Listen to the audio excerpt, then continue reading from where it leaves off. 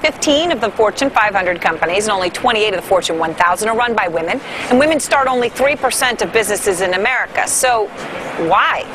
Joining us, Vivek Wadhwa, visiting scholar, UC Berkeley, as well as a tech columnist for Business Week and TechCrunch, and John Rettinger, blogger with Techno Buffalo. Vivek, you brought this to my attention. This is amazing. 1% of high-tech firms founded by women, 3% of firms. This is shocking. It is a big problem in America, and I've been researching it systematically, and my conclusion is that the deck is stacked against women, and they're being discouraged from entering entrepreneurship or rising in the tech world. I mean, there are almost no CTOs, chief technology officers, who are women, yet women are as smart as men are. I would argue they're more creative, and they're more sensible in the way they grow their businesses. John, do you think we have a real problem here? Clearly the numbers speak for themselves, but I think there's a big difference in saying women have not and women cannot. Have not implies something that's happened in the past. Cannot is sort of forward thinking. There are a large percentage of women now that have female role models that are really high-level positions. I'm from California, and I can't go a few minutes without seeing Meg Whitman on television, the former CEO of eBay. We have Carly Fiorina, the former CEO of HP. There are now role models for women to have to make themselves more established in the technology field, whereas that didn't exist years ago. So you have ways that you can model yourself for success. All right, Vivek, let's throw this out there. What some people, may not feel comfortable saying, but they may think. And they may think that women are not entrepreneurs because women are more risk-averse than men. Stereotypically, some people think this. Or, oh, women, in the years when you'd be an entrepreneur, they're going to go have children, and therefore they're not going to have the time to be an entrepreneur. Exactly. What do you say to people who may think that, even though they may not be willing to verbalize it? Yeah, Aaron, if you look at the data, the proportion of women-founded companies getting venture capital has declined dramatically over the last decade.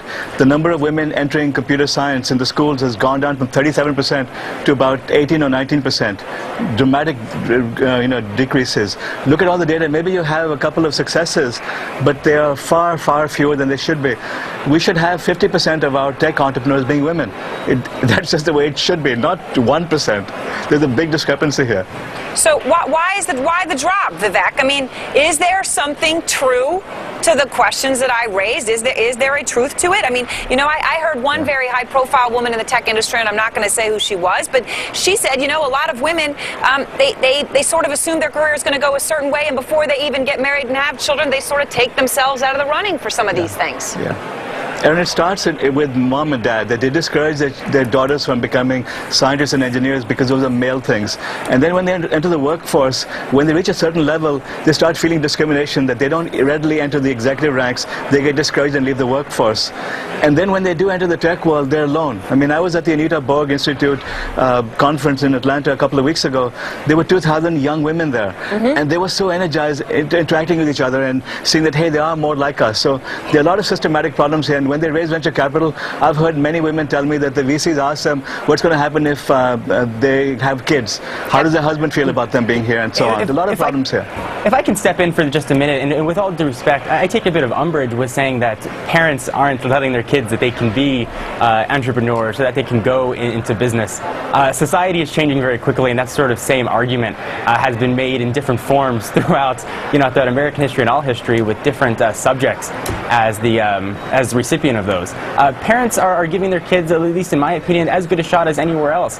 Personally, I'm finishing up my MBA. 31% of my classmates are women, and those are women that want to be heads of companies. Some of them are already heads of companies. So whether or not that was true in the past, I don't think that it's true now. And society as a whole is changing and becoming much more proactive in nurturing the women, as opposed to maybe more reactive. Vivek, I have to say, though, I was in the Middle East recently, and 31% would be abysmal in terms of the percent of women in any sort of math, science, MBA program. It's 60+%. Right. Women are also performing better than men are, or equal to men in math and science. They're entering the schools. They're overrepresented in biology and many other fields. However, when it comes to entrepreneurship, which is what we're talking about, in the tech world, they're nowhere to be found. The numbers speak for themselves. I mean, 1%? I mean, come on, what's wrong over here? So that's what the problem is, that there's a systematic bias against women, and the deck is stacked against them. We have to start by recognizing that the problem, and then we fix it. As long as we keep denying it, we lose. We're going to have you both back. This is a fascinating topic. We all three of us, and I know a lot of viewers watching, care a lot about it and have a lot to say about it. So please let us know what you think. Viewers, streetscience@cnbc.com. And John and Vivek, thanks. We'll see you soon. Next.